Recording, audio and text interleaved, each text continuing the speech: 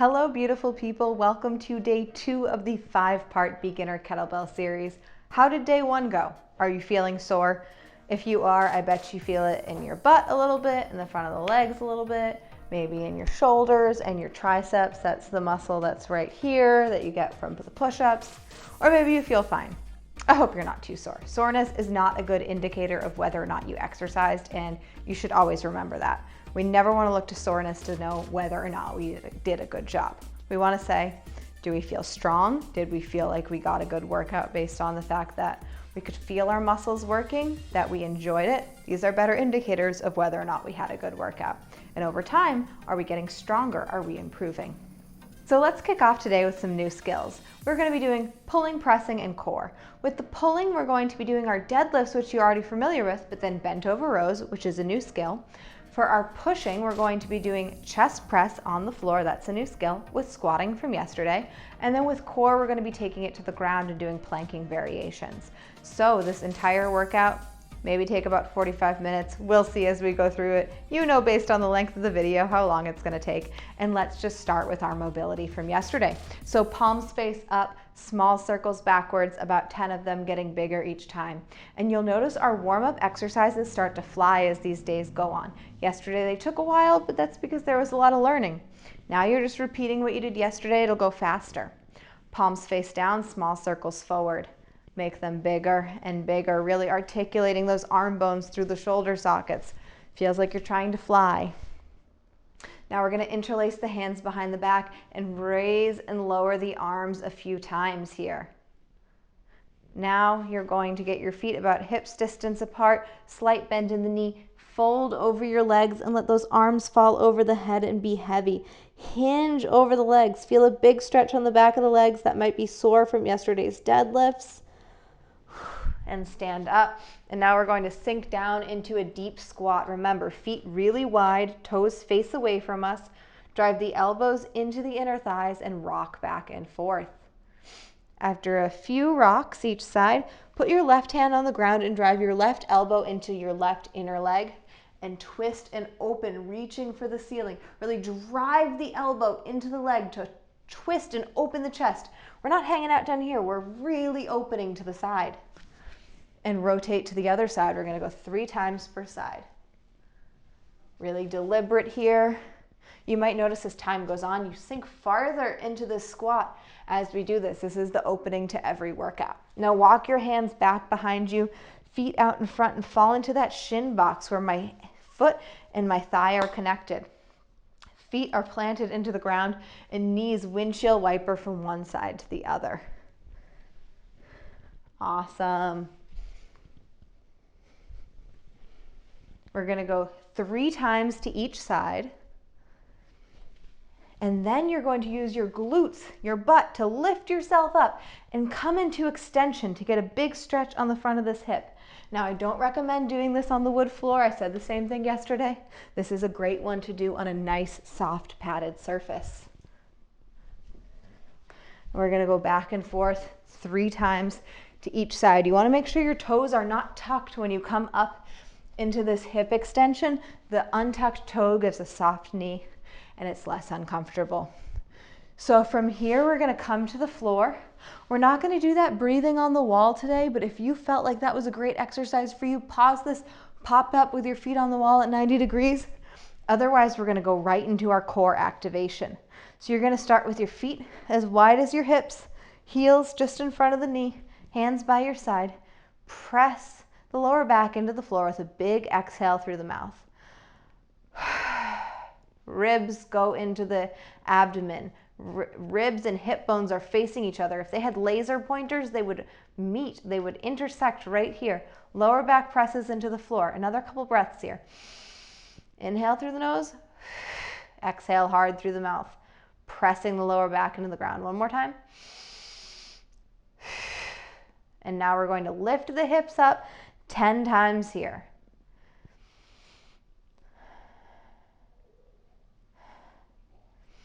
Inhale down, exhale up. Each time, bringing your lower back to the ground and making sure you keep the front of the body zipped up when you lift the hips. You can bring the hips up high, but you want the shoulders, hips, and knees to stay in a straight line. You don't want those hips to become the highest point of this. Couple more here, 3 more. Good, and now we're gonna go single leg. Work your leg to the middle of the body, crisscross one leg over the other, and now we're going to bring the hips up and down 10 times on each side. And I know it might feel like you're not going very far here. That's what everyone always says. And I'm here to tell you it's never gonna get any easier. You're just gonna feel like you get a little more height and like you can do more of them. If you don't have 10 today, that's okay. You could do fewer. You could do 5 or 10, or 5 or 8 rather. I don't always do 10. Sometimes my knees don't like it. 2 more. And switch sides. Crisscross one leg over the other. And we're gonna go. Just checking the mic. We had a technical difficulty with the last video and I had to refilm the whole thing, so we don't want that to happen again. A little behind the scenes of this enterprise here. Halfway there. Really drive that grounded foot into the ground. Squeeze the stomach. Every time you come down, re-brace the core. Hips go up and down. 2 more. Good. And now we're gonna do our dead bugs, which are our finisher yesterday, but they're a great core exercise. Arms and legs come up to 90 degrees. Drive the lower back into the ground. Opposite arm and opposite the leg. Extend 10 times on each side. See, we're already making better time. I feel like this was minute 12 of the last video. I don't know what time it is in this video because I'm not looking at a timer, but I know it's not minute 12. Or I know it's not as far along as the last one. It's amazing how much progress you can make by sticking to one program and following one workout or, workout program for a period of time. You learn so much and you make so much progress that you're able to accomplish more and more every single workout. It's amazing how quickly it compounds, especially if you stick to it in a short period of time, not rushing it, but doing 3, 4, 5 workouts a week. It's just truly amazing the progress that happens. Now I might have lost count, but I bet you we have 1 more on each side and that'll be good. And relax. And we're going to do this actually 1 more time today. We only did it once yesterday, but I'm a big fan of doing this twice, especially on days with hip hinging. So now you're going to, once again, do the glute bridges 10 times on each side. And if your butt was a little sore from the deadlifts yesterday, you'll feel it here. 5 more. You can drive the heels into the ground and pick the toes up, or you can have the foot flat. They kind of create different sensations. You can see the difference for yourself. And now we're going to work our left leg to the midline of the body, crisscross the right leg over it, and do 10 single legs here.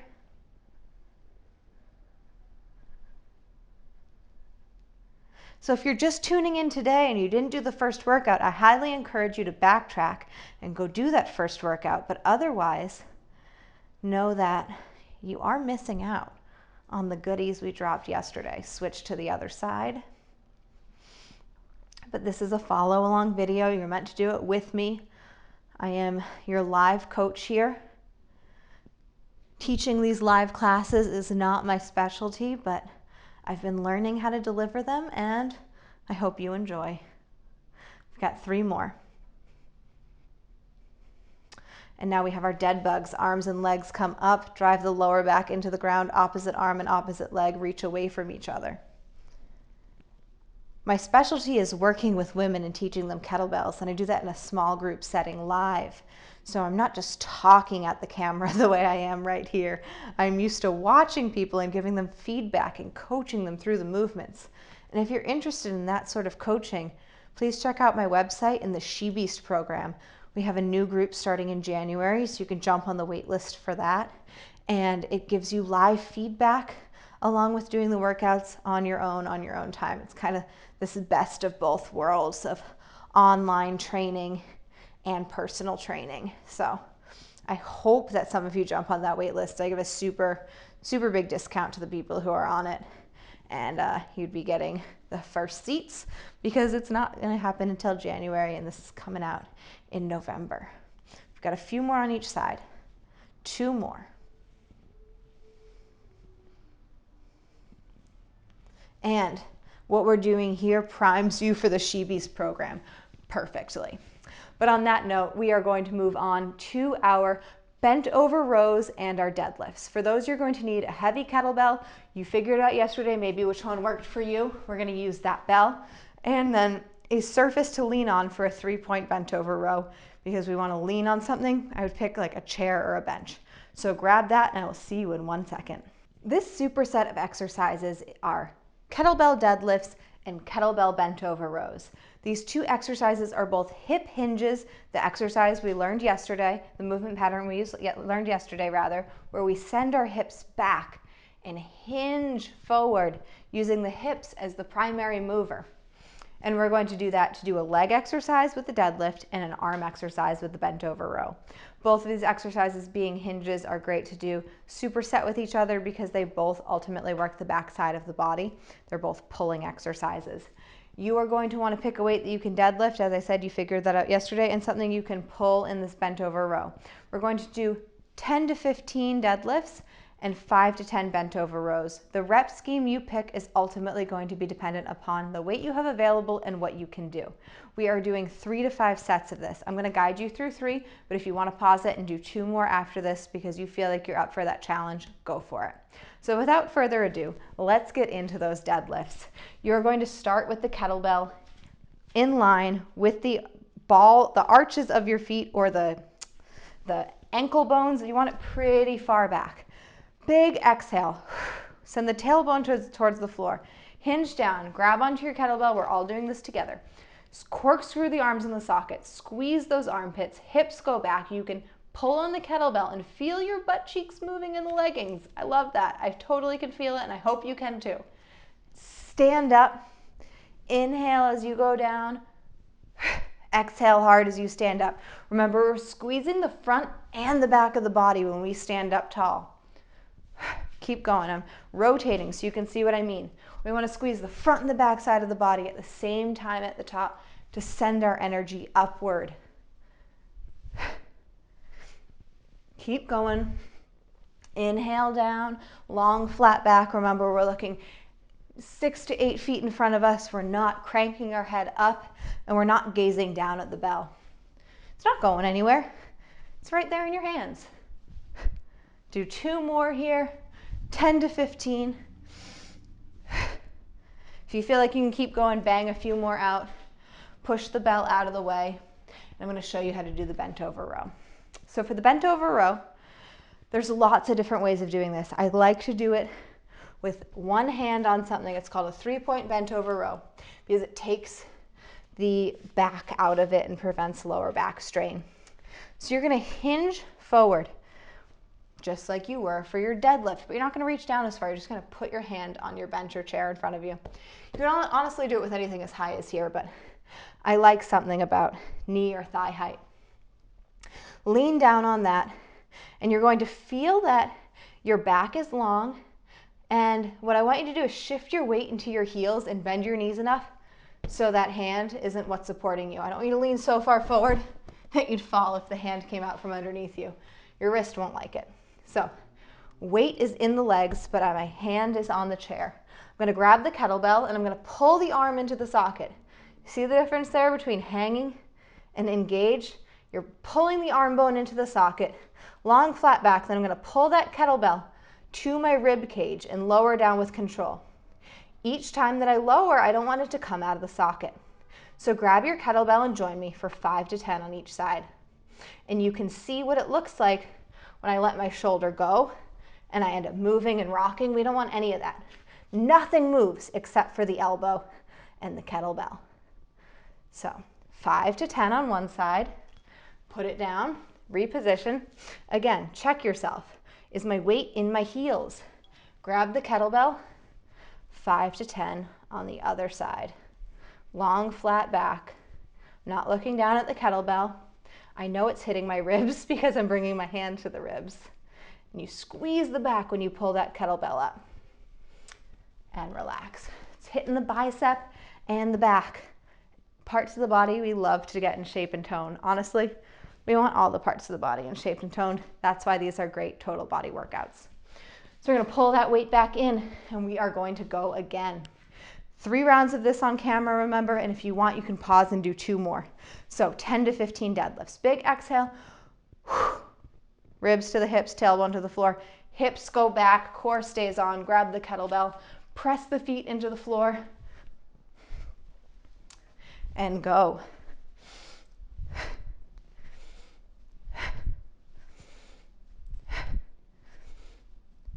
If you feel yourself getting tired, be aware, are my hips going back? Is my back staying straight? Are my shoulder blades ironed into my back?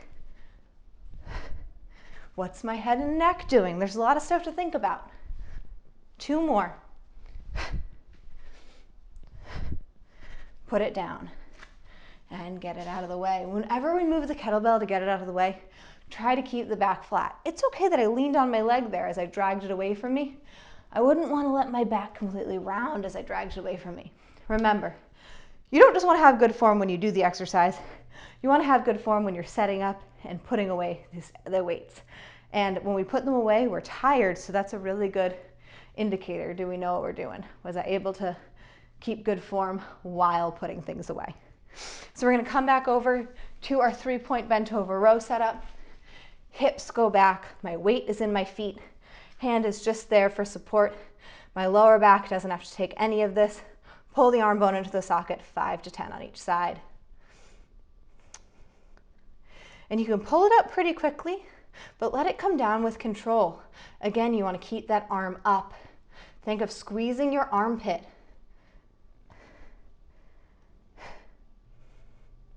Inhale as it goes down.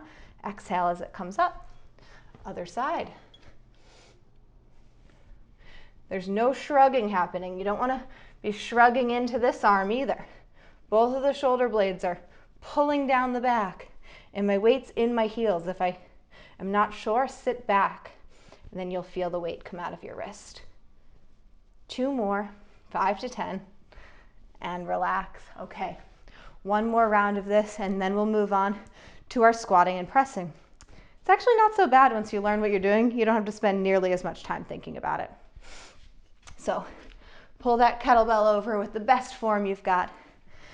Big exhale, tailbone to the floor, hips go back, grab the kettlebell. Your first rep might be much squattier than the other reps. You see here, I bend my knees a lot, and that's okay. This is a great deadlift form. If I had a lot of much heavier load, this would be how I'd want to lift it for all the reps. And then you can see I stiffen my legs out. Both are deadlifts. I have a stiffer leg deadlift. Everyone's going to look different. You want to make sure your hips are shifting back and that you feel strong and grounded with a long flat back. 10 to 15 reps. Inhale down, exhale up.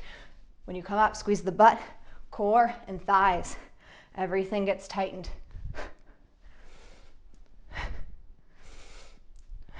Few more. And relax. Get that kettlebell out of the way. I love putting my bells away as my rest between exercises. And we're going to come for our 3-point bent over row. Grab the kettlebell, shift your hips back, arm bone into the socket, pull up into the chest.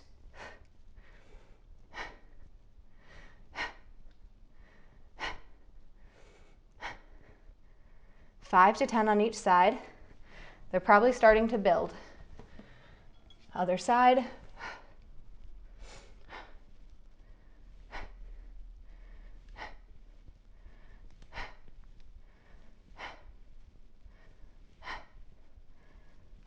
Great job. Now, if the first 2 felt super easy and you kind of felt this one, that's the experience I just had, I would say go and do a 4th and or a 5th round of this. It's definitely something you can handle, but many people are not there yet, and there's no shame in that. You should work where you are and avoid injury. So we are going to put our chair away. I don't believe we need it anymore. Got to double check our program, but I don't believe we need it anymore. And you're going to get that lighter weight that you can do your goblet squat with and for a chest press. So if you have a weight that maybe was a little lighter than your goblet squat weight, that could be good for the chest press. I'm going to walk you through both, and let's get going. So clear everything out, switch your equipment. See you in a second. Now we are going to start with doing a chest press on the floor with the kettlebell. Now you've probably done a dumbbell floor press or a bench press before, but with the kettlebell it's a little different because the weight's hanging off the back of your wrist. So first things first, whenever a kettlebell is seated on your wrist here, meaning it looks like this, whether it's here, in front of my chest if I'm lying down, you want your wrist to be straight. And what does straight mean? It's not this. This looks kind of straight. My palm is straight with my inside of my wrist. I want the back of the hand and the wrist straight. Very, very straight. I did an entire video on exercise, on why a kettlebell is hurting the back of the wrist. So check that out. If this becomes a problem for you, I'll link to it up here. But if not, this is the position that you want to be in, and you want that flexed wrist. And it's a self-fulfilling prophecy. If your wrist hurts from holding a kettlebell and you don't have good form, then it's going to keep hurting more because it's pulling on the wrist. Whereas if you do have good form, you're going to strengthen all the muscles back here, and it's eventually not going to feel like anything. I don't even feel it anymore. I tend to forget that people can be uncomfortable with it, except for the fact that I work with beginners who remind me. So you're going to grab that lighter kettlebell, and we're going to learn how to do the floor press. I'm going to demonstrate it on one side, then we'll do it together on both sides. You're going to be doing 8 to 10 presses on each side. So I start in fetal position with my kettlebell next to my shoulder.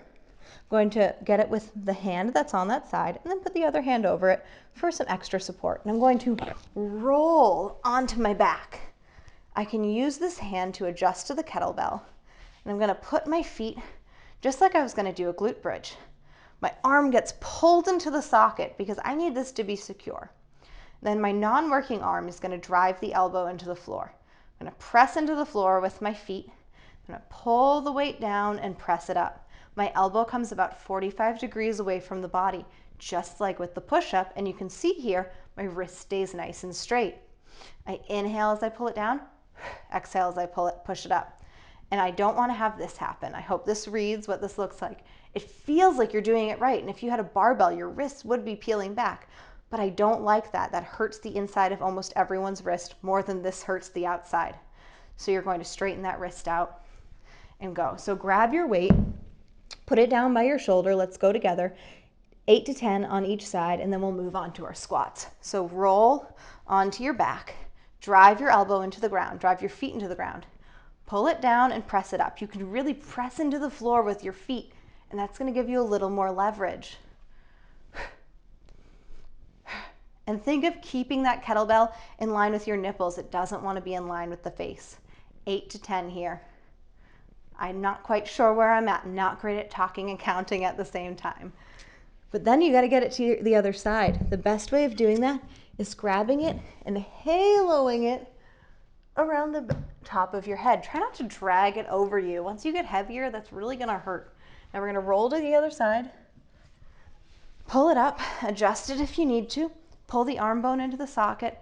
Press the feet and back into the floor. Pull it down and press it up. Inhale down, exhale up. Press that foot into the floor, especially on the side of the working bell.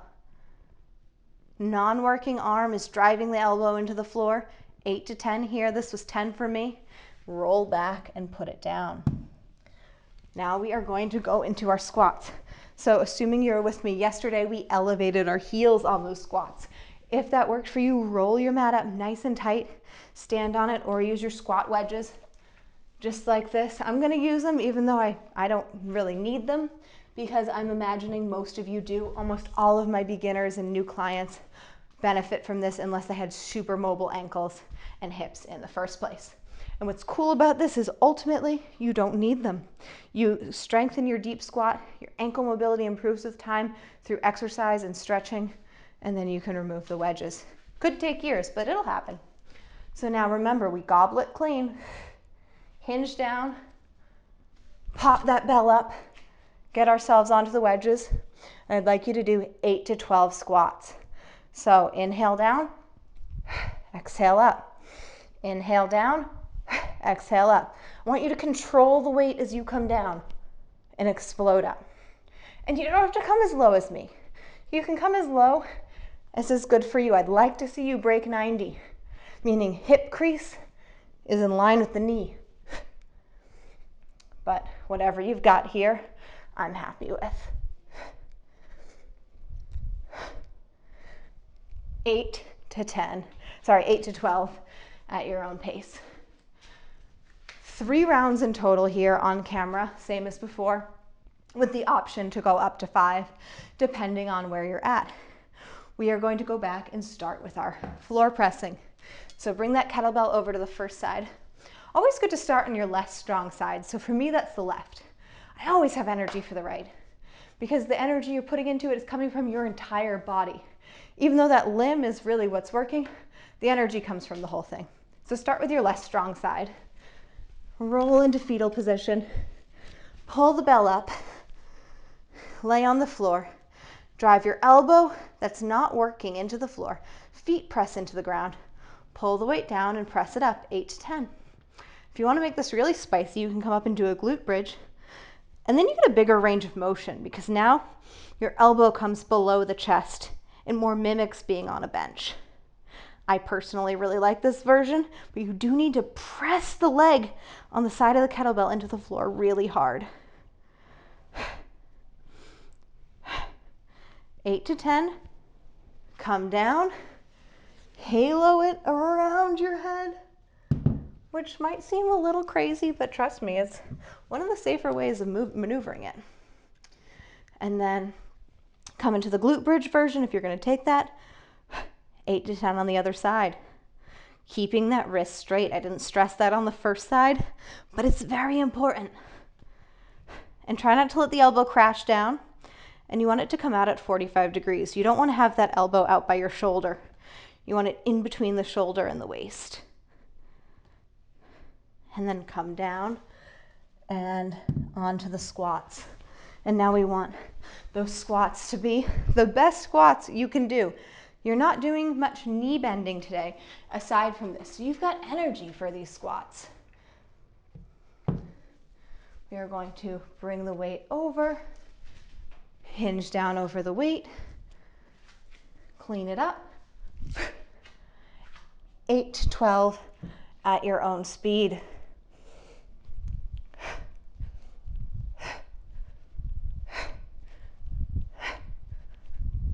Keep going.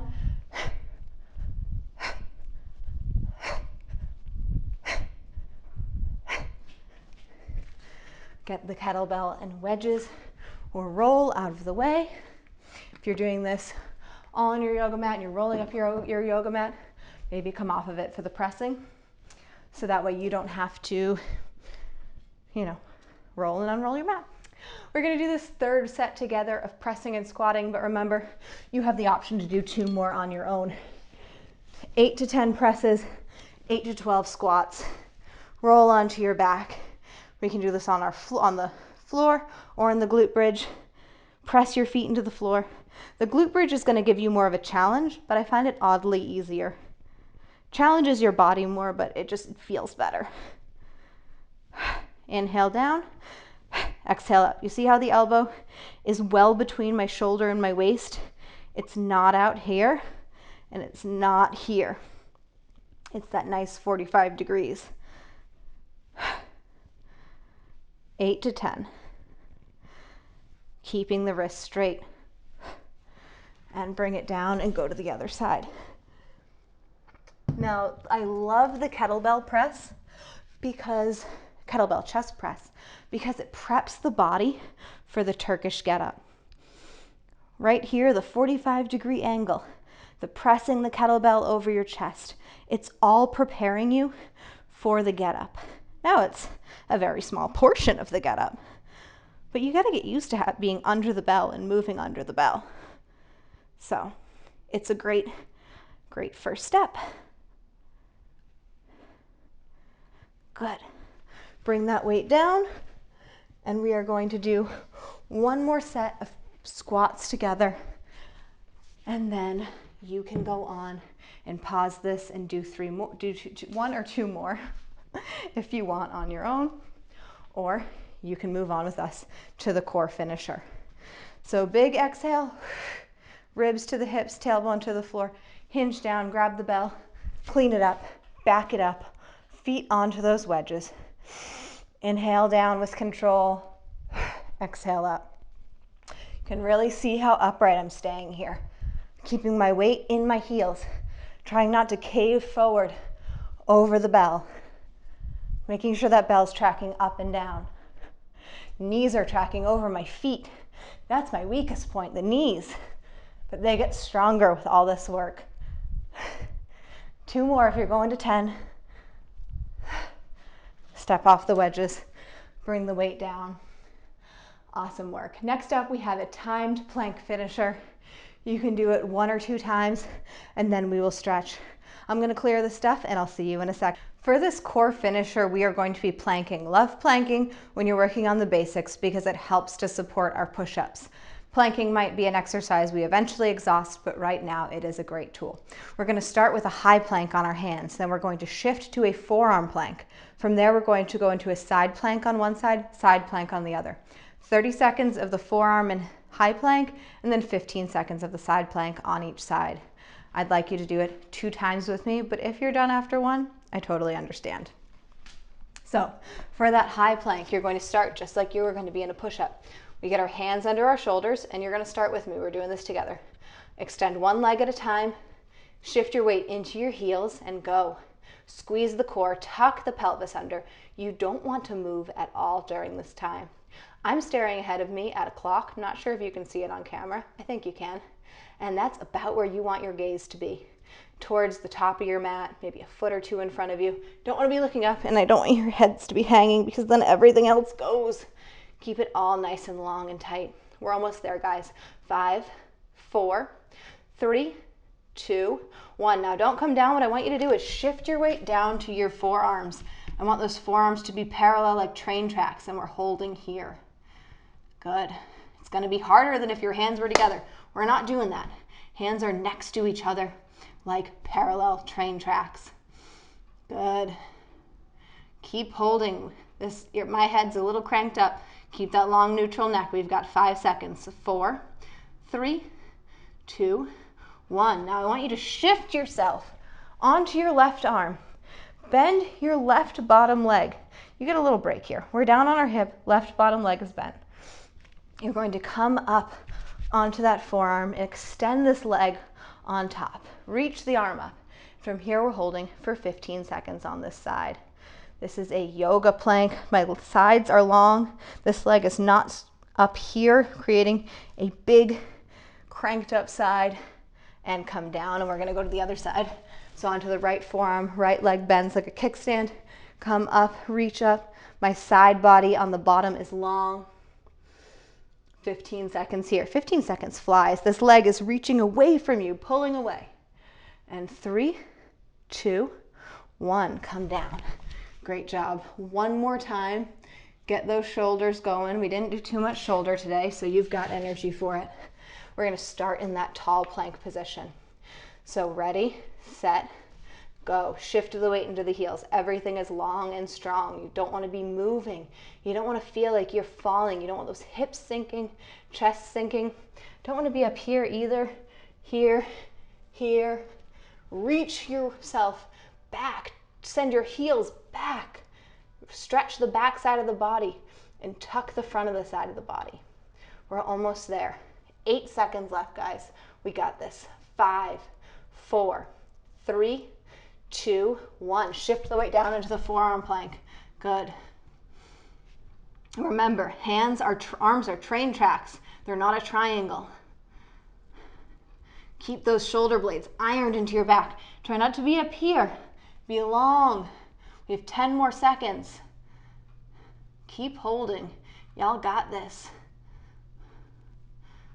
5, 4, 3, 2, 1. Shift to your side. Now we're going to try this on our hand this time.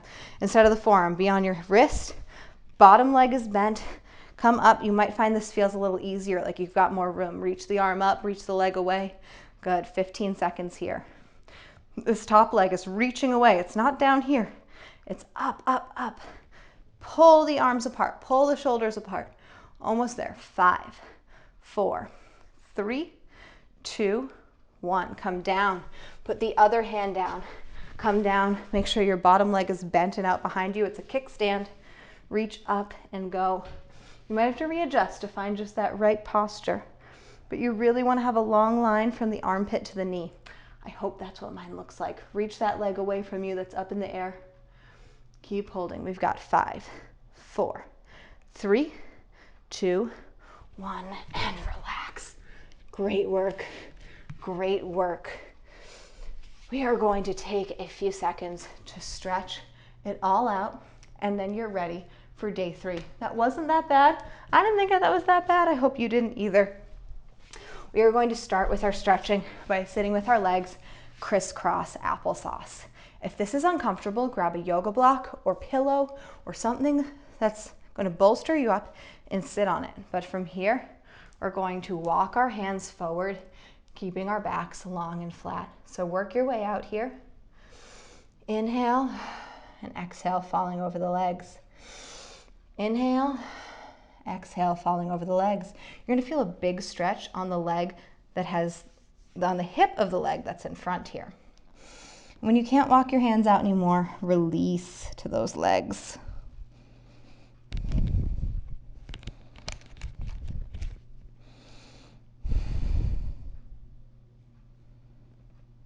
Hang out here as long as you want, but if you're going to follow along with me, we are going to take this stretch on the other side. So now bring your other leg to the front.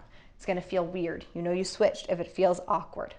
And once again, keep those hips down on the floor. I have these tented fingers, so when I walk out in front of me and my hips stay down. Inhale and exhale, release to the legs.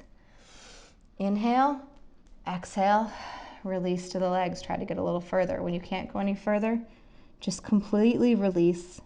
Enjoy that big stretch on the back of the hip.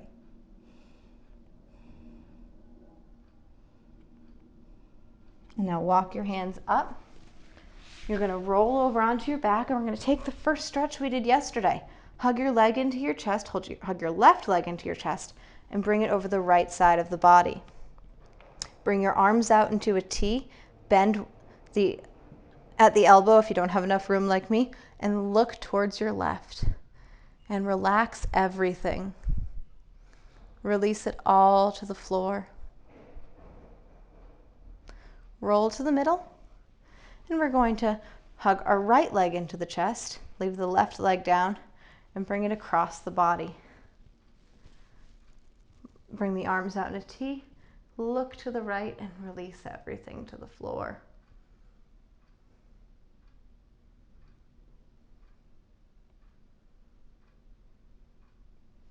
Now come back to the middle. We're going to roll over. I have one more thing for y'all. We're going to come to all fours. I want you to take your left arm and reach it up towards the ceiling. Really open the chest. Thread it under and bring your head and shoulder to the floor. Sink your hips back and feel the release in the lower back here. Then I'm going to walk your right arm out in front of you. Just chill here for a moment. It might feel a little weird, but it should also feel really good. And pull your right hand up, press yourself up. And do the same thing with the right arm. Reach it up, thread it underneath you, bring the shoulder and head to the floor. Walk the left arm out in front of you.